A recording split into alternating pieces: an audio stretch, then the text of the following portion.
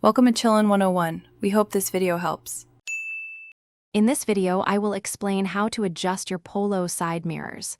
First, make sure your car is parked safely on a level surface. Then, sit in your usual driving position. This ensures you get the most accurate view. Locate the mirror adjustment control, which is typically a switch or joystick, inside your vehicle. Now, let's adjust the driver's side mirror. Use the control to select the left mirror. Move the mirror outwards until you can just barely see the rear quarter panel of your car. The goal is to minimize the view of your own vehicle, maximizing your view of the road behind you for safety. Next, we'll adjust the passenger's side mirror. Select the right mirror using the same control. Adjust it outwards until you can just see the rear quarter panel of your car, similar to the driver's side. This position helps eliminate blind spots and provides a clear view of traffic approaching from the right.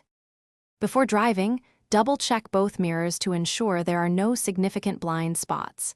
Make sure the mirrors are stable and don't vibrate excessively. For parking, you might consider tilting your passenger side mirror slightly downwards to better see the curb. Proper adjustment enhances safety significantly. Thanks for watching. Consider subscribing if we helped you.